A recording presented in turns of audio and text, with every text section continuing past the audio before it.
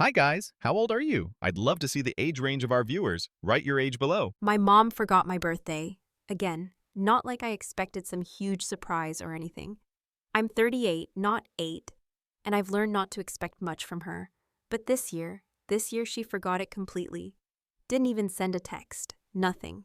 Like I just dropped off the calendar, like I was some side character in her life she hadn't cast in the season. So when she called me 2 days later, 2 full days, and said, "Why don't you stop by? I made tea," I thought, oh, okay, this is the apology tour. This is the attempt to patch things up with a mug of lukewarm chamomile and that guilty little voice she uses when she's pretending to care. And sure, part of me wanted to just ignore it.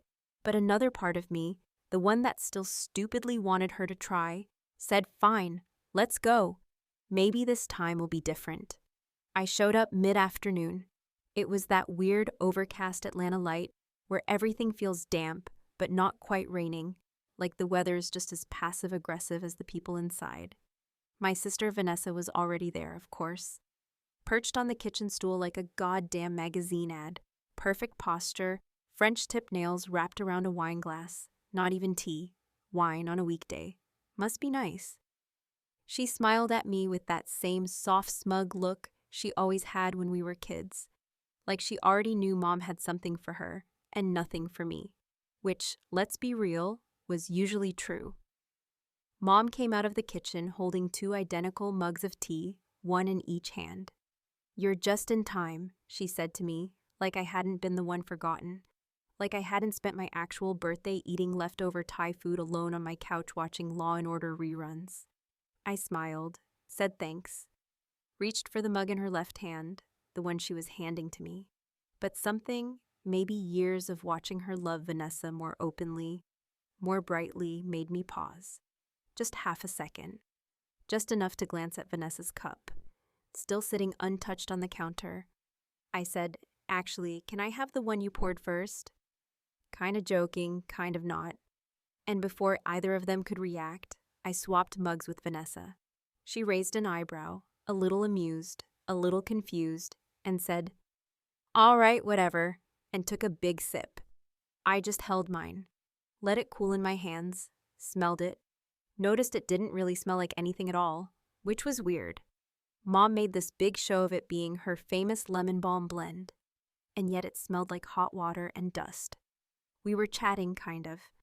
Vanessa was talking about some new guy she was dating, some investment analyst or something equally sterile, and Mom was laughing too loudly, doing that thing where she acts like Vanessa's dating life is some reality show she's personally invested in.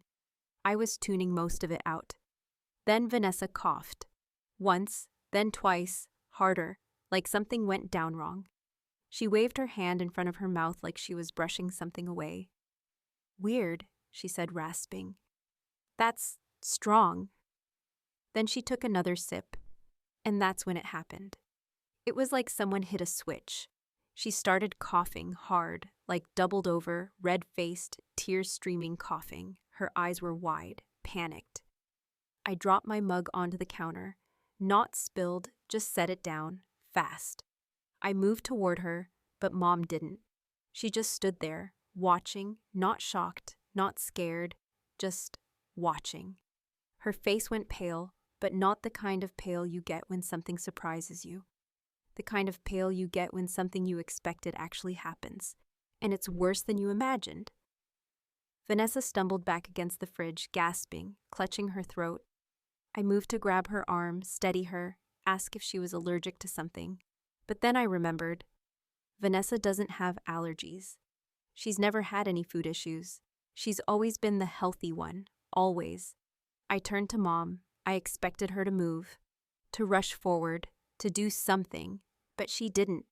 She just looked at me, not at Vanessa, choking and gasping and sliding halfway to the floor. At me. I said her name. "Mom!" And she blinked, just once, and whispered something I'll never forget. "You weren't supposed to switch." I stared at her, my pulse pounding so hard in my ears. I barely heard Vanessa fall to her knees. My hands went cold. I picked up the glass of water I'd brought with me. It was mine. I'd filled it myself when I got there, and took a slow sip. just water, just clean, neutral, clear water. I didn't call 911. Mom did. Eventually, after a few more seconds of just standing there, Vanessa's coughing slowed down enough for her to speak in wheezes. What was that?" she managed. "What did you put in that?" Mom's hand was shaking when she finally lifted her phone. But her face, God, her face, looked like someone had been caught doing something they couldn't explain, but also couldn't deny. I sat down at the table, didn't touch the tea again, just waited, watching both of them, watching the slow motion unravel of something I didn't have words for yet. And here's the kicker. I still don't know what was in that tea. They ran tests, nothing conclusive. But in that moment, looking into my mother's eyes, I knew one thing for sure. That cup was meant for me, and for the first time in my entire life, I took something she tried to give me and gave it to Vanessa instead. What would you do if your own mother handed you a cup like that? Would you drink it? Would you trust her? Or would you finally, after all these years, stop playing the good daughter? Because I think I stopped. I think I stopped right then. The first time my mother forgot my birthday, I was 9. I remember it because that was the year she threw Vanessa a party with a magician, pony rides, a bounce house, and a 3-tiered cake shaped like a carousel. It had working lights. People still talk about it in the neighborhood, even now. They don't remember whose birthday it was. They just remember the damn cake. My birthday was 2 months later in February, and it snowed lightly that day, just enough to make everything look a little magical. I had been looking forward to it for weeks. I had made a list of friends to invite, picked out a movie for the living room sleepover, and even made my own invitations with construction paper and glitter glue, because I like doing things myself. I always liked making things with my hands, probably because when I asked for help, no one really had time. But the morning came and went, and there was no party, no cake, no mention of anything. I came downstairs in my pajamas thinking there would be balloons or pancakes or something small, just some sign that someone remembered. Instead, I found Mom standing in the kitchen on the phone with Aunt Lillian, laughing about something Vanessa had done at school. Vanessa, as usual, had already been dressed, fed, and sent off for her ballet recital, which I hadn't been invited to. When I stood there awkwardly by the kitchen table, hoping to be noticed, Mom waved her hand in that distracted way she did and said, "Can you not hover like that, Claire? I'm on the phone." I remember that exact sentence like a billboard in my brain. I went back upstairs and crawled under my bed with my invitation still clutched in my hand, and I stayed there until the sun went down. That was the first year I forgot my own birthday, too. It's like I trained myself not to care, like if I stopped expecting anything, I couldn't be disappointed anymore. Every year after that, it was like a slow fade. At school, teachers would ask, "Doing anything fun for your birthday?" And I'd just shrug and say, "Nah, we're not big on birthdays at my house," which wasn't entirely true. They were big on birthdays, just not mine. As I got older, I told myself it was fine. I was tough, independent, the kind of girl who didn't need a fuss made over her. While Vanessa got surprise parties and weekend trips, I told myself I liked quiet evenings and homemade cards. Even if they were usually made by me, I made excuses for her, told myself she was busy or tired, or just the kind of person who wasn't great at dates. It wasn't personal. She loved me in her own way. The biggest lie I ever told myself was that she didn't mean to forget. But people don't forget things they care about. Not over and over again. Not without trying to make it right. In high school, when I turned 16, my dad gave me a set of used car keys that belonged to a busted old Buick we couldn't even afford to fix. Vanessa, at that point, had already been gifted a brand new red convertible on her 15th birthday. Just because she had been doing so well in school. I made straight A's that year too. No one said anything. Dad didn't even show up to the DMV appointment to get my license. He was at work, always at work, which meant always gone. So I started forgetting my birthday on purpose. I'd let the day pass like any other. I'd work late. I'd tell friends it didn't matter. I'd order takeout, sit on the floor in my living room, and watch movies that didn't remind me of family. One year, I got a cheap bottle of red wine, poured myself a glass, and said out loud, "Happy birthday, you ghost," because that's what it felt like, being the ghost in my own life. I had friends, sure, I had relationships, but even those started to rot from the root. Every time someone got too close, I'd pull back, like love was something I had to ration. I didn't trust people who remembered my birthday. It felt like bait. It felt like something I didn't know how to respond to. And then there was Vanessa, who remembered every year, sort of. She'd send me the same damn gift card, always Starbucks, always the same $50 amount, with a note that said something like, "Don't work too hard," or "Get yourself something nice." It was the bare minimum, and yet it still felt like more than what Mom gave me, which was usually nothing. Once she gave me a scarf she found in her closet. It still had the tags on it.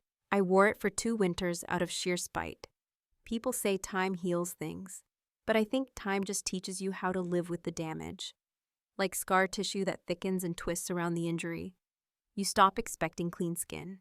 You just get used to the ache. So when I sat there in Mom's kitchen, watching Vanessa choke on tea that was meant for me, all I could think about was the quiet years, the forgotten birthdays, the unanswered texts, the times I made excuses for someone who never once made any for me. And when my mother whispered, "You weren't supposed to switch," it hit me like a sledgehammer to the chest. Not just because it sounded like a confession, but because of how calm she was when she said it. Not shocked, not scared, just annoyed. Like I'd messed up a plan. What kind of plan involves tea? What kind of mother plans anything that ends with one daughter on the floor gasping for air and the other sitting at the table sipping water with shaking hands? I didn't know it then, not fully, but that moment, that sip, that cough, that stare, wasn't the beginning of something. It was the middle. The start happened years ago, when I was 9. When I stood in the kitchen waiting for a birthday hug that never came. When I first started disappearing. There was a time in my 20s when I still believed things might change, or at least balance out. I thought maybe once we were all adults and the stakes were a little higher, maybe then the favoritism would fade and things would finally feel fair. For some reason, I held on to that idea like a rope, even when it was clearly frayed and dragging me through the dirt. I don't know if it was naive hope or just the kind of learned delusion you build to survive your own family. Either way, I kept holding on. Vanessa turned 21 on a Thursday. I remember because I'd taken the day off work, and when I told my boss it was for my sister's birthday, he smiled and said, "That's sweet of you." I didn't have the heart to tell him I wasn't invited to whatever celebration was happening, that I'd just told myself I'd stop by Mom's to drop off a card, and maybe awkwardly try to be a part of whatever was going on. It was a sunny, perfect fall day. One of those golden Atlanta afternoons where everything smells like pine needles and traffic and possibility.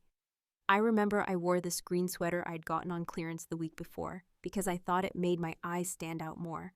Like maybe if I looked more like I belonged, I'd finally be treated like I did. When I got there, the house was already buzzing with activity. I heard laughter from the backyard, saw balloons bobbing around the back fence, and smelled something expensive grilling. I walked in through the side door and saw a cluster of bags and gift boxes stacked by the dining room table, Coach, Sephora. A little envelope with the Air France logo peeking out of a card shaped like the Eiffel Tower.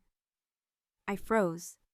For a second, I thought maybe someone else had brought a joke gift, but then I heard Mom's voice from the kitchen, high and proud, telling someone that Vanessa had always dreamed of going to Paris, and this was her year. I just stood there, like a stranger in a house I used to know. No one noticed me. I could have left right then and no one would have seen me go. But I didn't. I walked into the kitchen, set my little handmade card down next to the pile of wrapped perfection, and watched my mom turn around with that same surprised, but not too surprised expression she always gave me. Like, "Oh, you're here?" Not mad, not glad, just vaguely inconvenienced. She gave me one of those tight, quick hugs that made my spine stiffen, like I'd been patted instead of embraced. "Claire," she said, "how nice of you to drop in. I didn't think you'd have time." I opened my mouth, ready to say something, anything, but nothing came out that wouldn't have sounded like begging, so I smiled. I always smiled. I found Vanessa outside with a flute of champagne in one hand and the Air France ticket in the other, already mid-speech to her friends about how she was going to start in Paris, maybe do a few weeks in Spain, then Italy. Europe like it was just another backyard to walk through. She looked radiant, carefree, and completely at home in a celebration built entirely around her. I hated that I was jealous. I hated that I wanted to be happy for her. I hated that the part of me that loved her still winced when she looked at me and said, "Oh, hey, Claire, Mom said you might swing by. Isn't this wild?" As if I was the one who had won a radio contest to attend the party. Later that night, I sat in my car in the driveway with the engine off, just watching the windows of the house glow with laughter and light. I waited until they cut the cake before I drove off. I told myself I wasn't crying. I said I was just tired, that it had been a long day, but my chest felt like it had swallowed a hot coal, and no amount of breath could cool it down. My own 21st birthday had come and gone years before with barely a whisper. I'd been working 2 jobs at the time, trying to stay afloat during college, and I remember getting a voicemail from Mom that day saying she was so sorry she missed my call, but that she hoped I was having fun with friends. I hadn't called. I hadn't even tried, and I hadn't had any friends left by then. Working night shifts tends to kill your social life, especially when you don't have the charm or sparkle of a younger sister who's always been the favorite. I spent that birthday eating leftover pizza and drinking a warm beer alone in a rented room I could barely afford, telling myself it was just another day. No big deal. People outgrow birthdays, right? They're just dates, numbers, nothing more.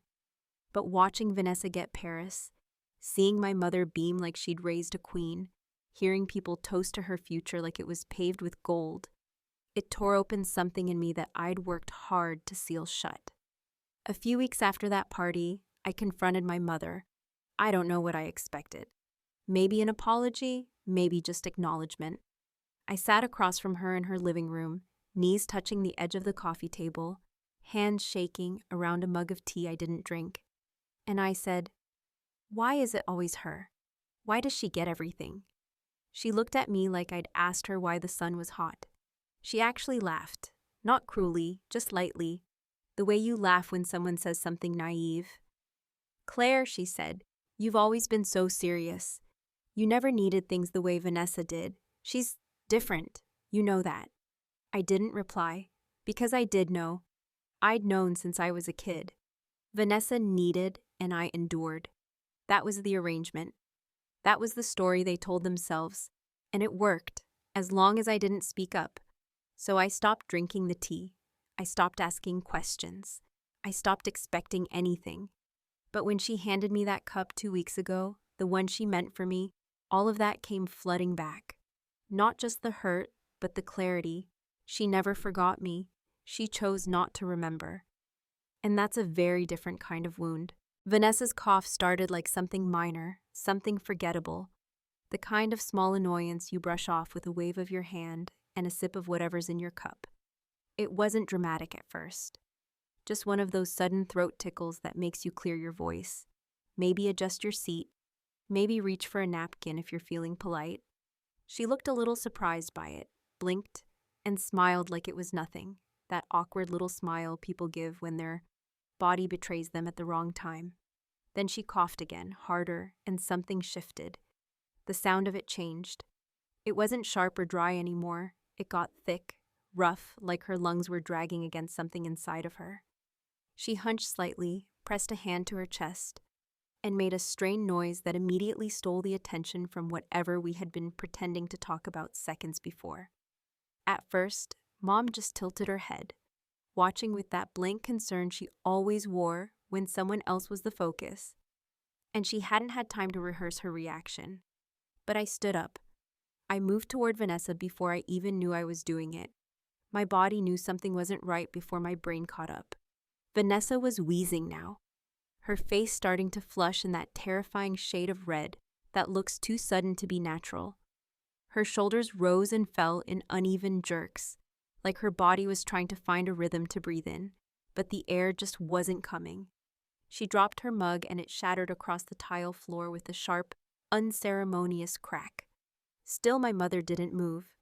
I said her name once. Mom. Just that. A quiet warning, a question, a demand. She flinched like the word stung her, and then her eyes locked onto mine. Not Vanessa's, not her daughter collapsing at her feet. Mine. And that's when I realized something that made the floor feel like it shifted beneath me.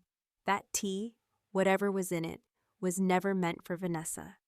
I had switched the cups instinctively, not even sure why, and now my sister was gasping like she had a rope tightening around her throat from the inside. I reached for her, helped lower her to the ground slowly, feeling how clammy her skin had gone, how weak her limbs were becoming. She whispered something that I couldn't understand, just a garbled syllable, half choked, and I looked up again, searching for my mother, for direction, for panic, for anything that resembled the right kind of maternal instinct. She was standing there with her hand near her mouth, not in shock, not horrified, but poised, restrained, as if she was waiting to see if the moment would pass without her involvement. And when Vanessa gagged again, almost vomiting, Mom finally blinked, stepped forward slowly and said, "What is happening?" Her voice was flat, practiced, like she was reading a line from a badly written play. I told her to call an ambulance, not asked. Told her sharply, louder than I intended. I had my phone in my hand already, halfway through dialing, but I wanted to see if she would do it, if she would even pretend. She did eventually, fumbling with the numbers like she hadn't made a phone call in years. Vanessa's breathing had slowed into sharp whistles by the time the paramedics came. She wasn't speaking anymore, just clutching at my sleeve like a child who wants to be held, but can't find the words to ask. They worked on her right there in the kitchen. Oxygen mask, vitals, questions, rapid back and forth about allergies and medical history. I told them the truth. She didn't have any. No history. No asthma. No food sensitivities. No underlying conditions. Just a cup of tea that, 5 minutes ago, was supposed to be mine. I remember watching the medics lift her onto the stretcher, her head lolling a little to the side, her eyelids fluttering like she was trying to wake up from a dream she wasn't ready to leave. And I remember the moment she looked at me, not Mom, not the strangers saving her, but me, like I had answers, like I had done this. And then, as they wheeled her out the door, my mother leaned in close, just behind me, and whispered something I will never forget if I live to be 100. She said, "You shouldn't have switched them." I turned toward her so fast I nearly lost my balance. I searched her face for any sign of remorse, of confusion, of guilt, but there was nothing. Her expression was calm, too calm, like she'd resigned herself to something long before I arrived. I asked her what she meant. My voice cracked in that horrible way that makes you sound like you're pleading, like you're still someone who believes you can fix things, if you just understand them. She didn't answer. She just walked away. Quiet, slow steps down the hallway, like the moment had ended, and she was free to go back to whatever she was doing before we arrived. At the hospital, they told us it was a reaction. Not a poison, not a drug, just a reaction. That was the word they used. Vague, hollow, useless. Her vitals stabilized within hours. No lasting damage, the doctor said. Lucky, he said. They ran labs, of course. Tested everything, found nothing they could trace. No common allergens, no chemicals, no substances that matched anything in the system. Just a sudden severe attack that passed almost as quickly as it began. The kind of thing that leaves a mark, but not the kind you can see on a chart. Vanessa didn't talk much after that. Not in the hospital, not after. She seemed dazed, a little glassy, like she couldn't decide whether she'd imagined it or just couldn't bring herself to ask the question we were all thinking. I kept going over the moment in my head, rewinding it like a tape, trying to find the second it turned. The second the ordinary tea became something else. But I knew, deep down, I knew, there was no sudden shift. It had been building for years. It had always been there, simmering just below the surface. The difference was, this time, I didn't drink it, and she did. And for the first time in my life, I didn't feel like the invisible one. I felt like the one who had made something happen, or maybe the one who finally saw something for what it truly was. The thing about growing up in a house where you're loved conditionally, if you're loved at all, is that you develop a kind of second sense. You become fluent in the unspoken. You learn to read tone like Braille, to find meaning in a blink or a pause, or the way someone refills your cup without asking if you want more. And the more I replayed that afternoon with the tea, the more I realized this wasn't just a strange moment or a bizarre accident or some surreal medical fluke that we'd all laugh about nervously at Thanksgiving in a few years. This wasn't random. This wasn't passive. That tea was not just tea. My mother meant it. She meant every second of it. It didn't hit me all at once. After the hospital, after the ambulance, after Vanessa was home and sleeping 14 hours a day, under the weighted blanket Mom sent her as a comfort gift. It came slowly. I started noticing the little things, the details that don't seem important until they pile up and form a shape you can't ignore. For one, the tea had been ready the second I walked in, not steeping, not cooling, ready, poured, waiting as though she had timed it. And Mom wasn't the type to make tea ahead of time for guests. She always liked the show of it. Boiling the water, selecting the blend, holding the tin up like she was presenting an heirloom. But that day, the cups were already on the table when I arrived. Not just tea, the tea, for me. And then there was the flavor, or the lack of one. I didn't think much of it in the moment. Just that it tasted bland, like old herbs or dried lemon peel. But the more I sat with that memory, the more it bothered me. Mom prided herself on her tea. It was one of her little signature things, like her cranberry sauce at Thanksgiving or the way she folded napkins like lotus flowers when she had people over. But that tea tasted like hot dust and copper, like something you weren't supposed to enjoy, only endure. I remembered the color too, slightly darker than usual, not murky, just wrong, off, like it had steeped too long or had something else in it. I started digging through memories after that. Not just of that day, but from way back. Little flashes from when I was younger. Sick days, mostly. I remembered once, when I was maybe 10 or 11, I had strep throat and couldn't swallow, and Mom gave me a special tea she made just for me. I remember it because I threw up immediately after drinking it, and she got so angry, not concerned, but genuinely irritated, as if I'd done it on purpose to inconvenience her. I remembered her telling me flatly that some people just can't handle things that are good for them. I hadn't thought about that day in years, but now it echoed in my mind like a threat I hadn't understood at the time. There was another time, college break, sophomore year. I had come home with a cold, and she insisted I drink a tincture she'd mixed herself. She was on a big holistic healing kick back then, buying all these strange powders and herbs off the internet, telling everyone she was turning her kitchen into an apothecary. I humored her, drank the concoction, and promptly spent the night with stomach cramps so bad I considered going to the ER. She'd said I must have had detox symptoms and told me to lie down with a heating pad. I did. And then I forgot about it because you forget pain that doesn't kill you. You tuck it away, chalk it up to bad luck or being sensitive, or one of those things that just happens. But now I wasn't so sure. I started going through the cabinets at her house the next time I visited, trying to be subtle about it, pretending I was looking for sugar or a clean mug. I found jars with labels I didn't recognize, names I couldn't pronounce, some that didn't sound like they belonged in anything edible, loose herbs in glass containers, roots, powders, tinctures with sediment sitting at the bottom like something ancient. And in the very back of the cabinet, behind a stack of chipped china plates she never used anymore, was a small dark bottle with a label that had been half peeled off. The only word still visible was solanum. I took a picture of it, looked it up later. Solanum is a genus of plants.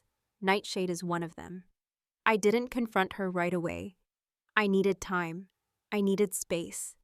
I needed to decide if I was ready to hear whatever she might say, because deep down, I knew she wouldn't deny it. Not really, not with conviction.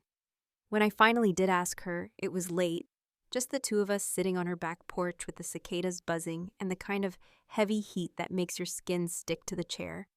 I didn't even try to ease into it. I just said, "What was in the tea?" She didn't look surprised.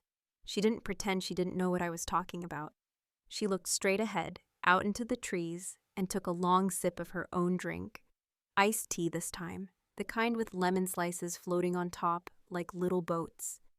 Then she said, in the same voice she used when I was 5, and broke the toaster by trying to cook crayons in it.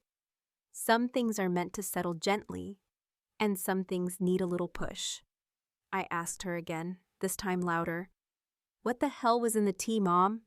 She turned to me and smiled, not cruelly, not mockingly, but with a strange detached softness, like she was remembering something that happened to someone else. Then she said, "You weren't supposed to drink it, that's all." And that was when I understood, not just what she had done, but how long she had been capable of doing it. This wasn't about poison in a cup. This was about years of tiny decisions, of who gets the last piece, of who gets asked how their day was, of who gets Paris and who gets silence, of who gets nurtured and who gets neutralized. This was about a story she had been telling herself since we were children, a story where I was the difficult one, the heavy one, the one who needed to be managed. And that tea wasn't an accident. It was the ending she had written for a story she didn't want to read anymore. I always thought that if something truly outrageous ever happened, if something so completely out of the ordinary tore through the fabric of my family, that everyone would stop what they were doing and pay attention. I imagined that a moment of true emergency, a moment so dark and absurd that it couldn't be brushed aside, would finally snap people out of the narrative they'd been clinging to for decades. I thought people would rally, would investigate, would at least ask the right questions. But instead, what I found was that when the impossible becomes undeniable, most people don't open their eyes wider. They shut them even tighter. After Vanessa's reaction, as the hospital insisted on calling it, things didn't explode the way I expected. There was no police inquiry, no forensic testing beyond the standard labs, no real sense of alarm from the outside world. Vanessa herself downplayed it, which was maybe the worst part. She refused to talk about what happened beyond a few vague references to stress, to possibly overdoing it with a new supplement she'd been taking, though she never could remember the name of that supplement when asked. Mom leaned into that narrative immediately, clinging to it like a raft.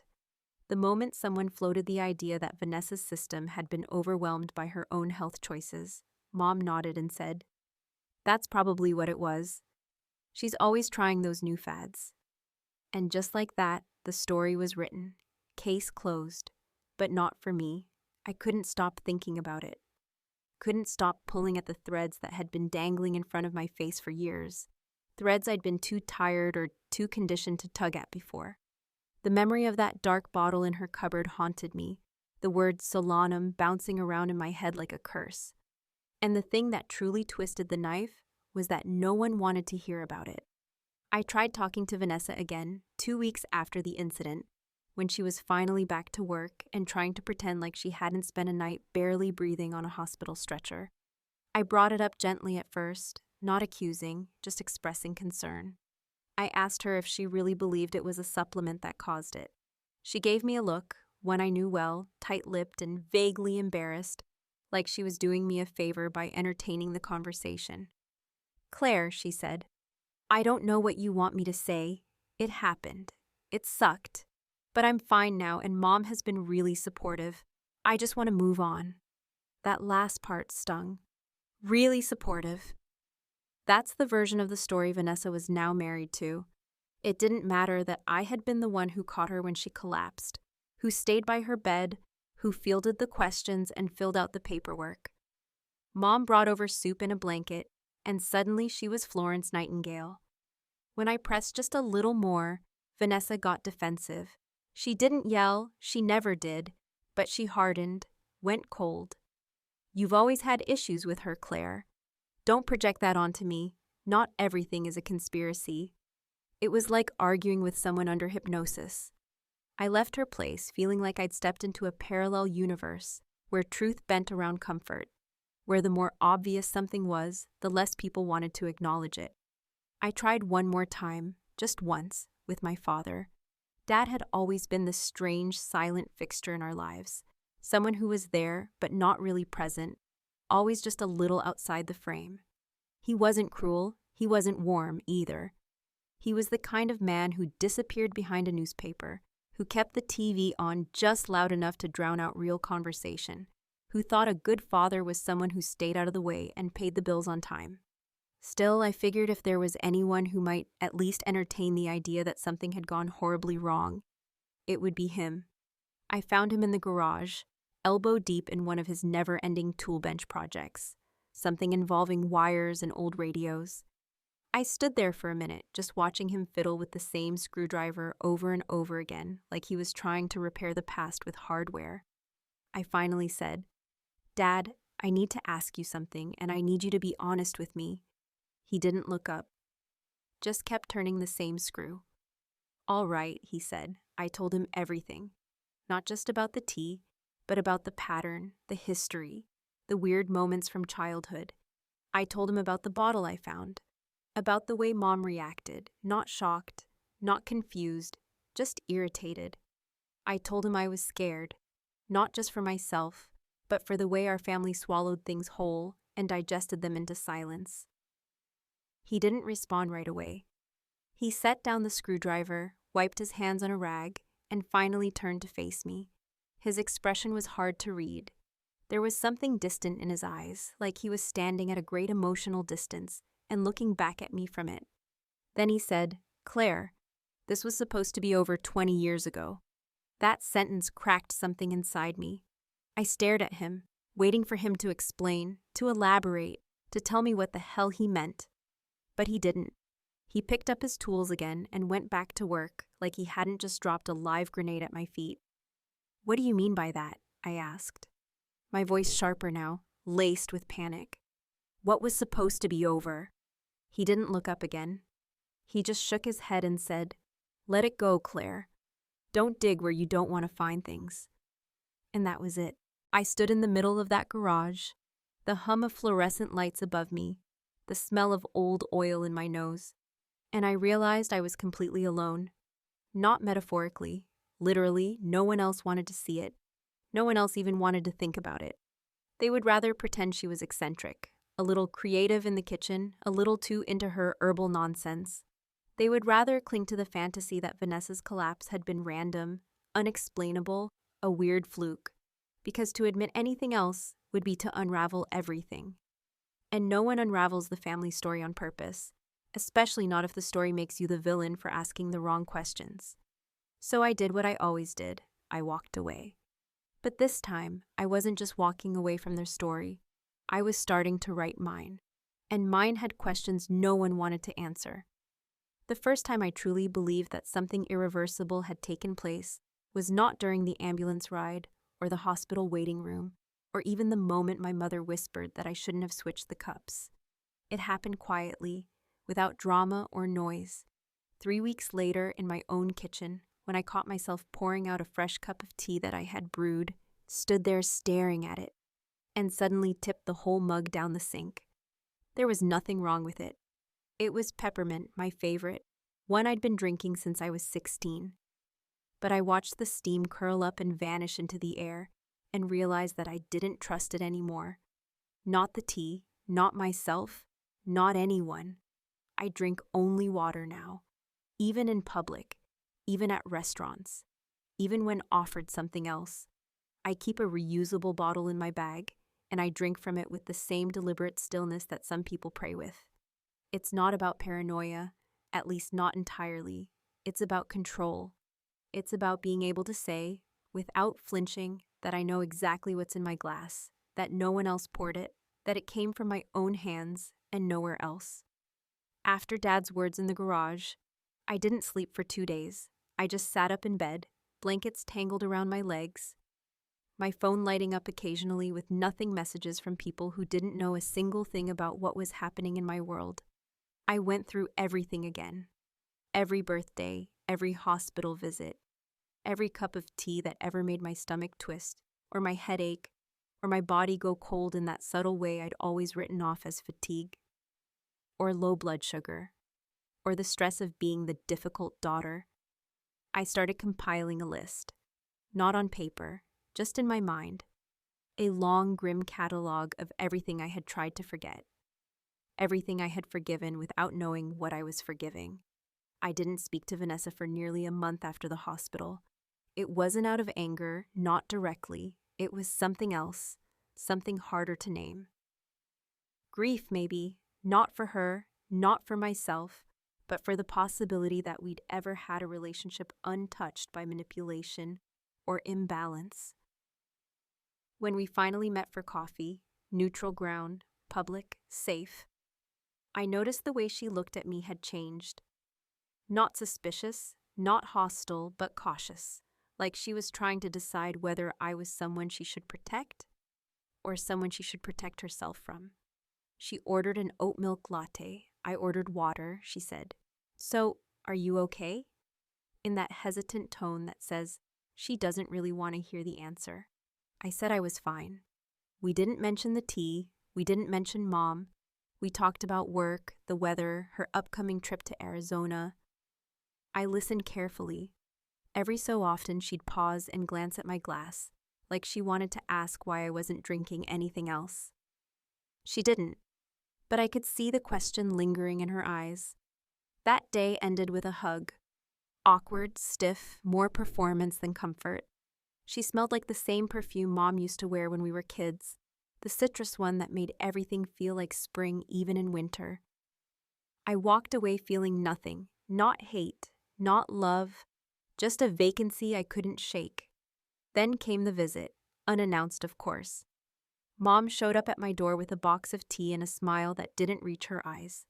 She said she had found a new blend she thought I'd like, something with lavender and ginseng, and that she'd been meaning to drop it off.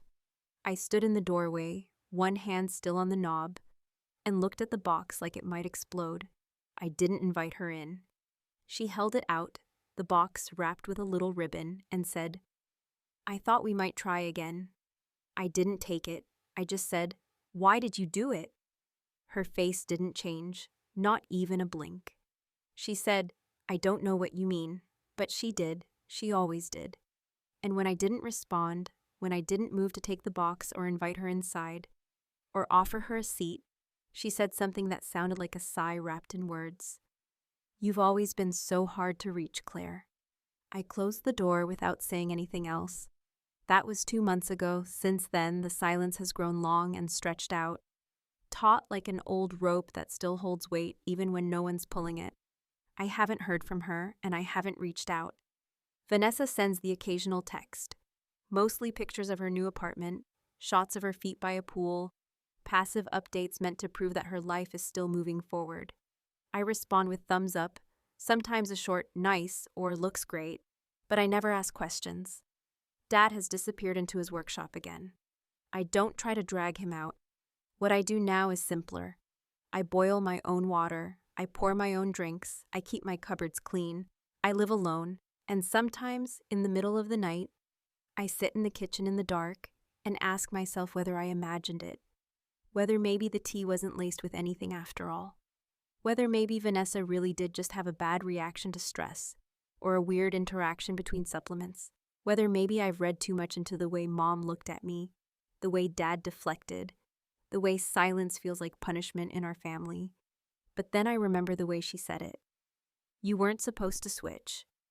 I remember the calm, I remember the absence of surprise, and I remember that moment when my sister fell to the floor, and for once in our lives, I was the one still standing. So no, I don't drink tea anymore. I drink only water, and never from a glass I didn't pour myself.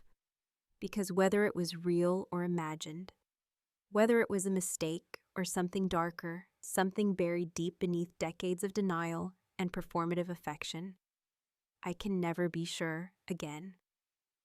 And the worst part, the thing I can't stop thinking about, is that I still don't know what I did to deserve the tea, or if I even did anything at all.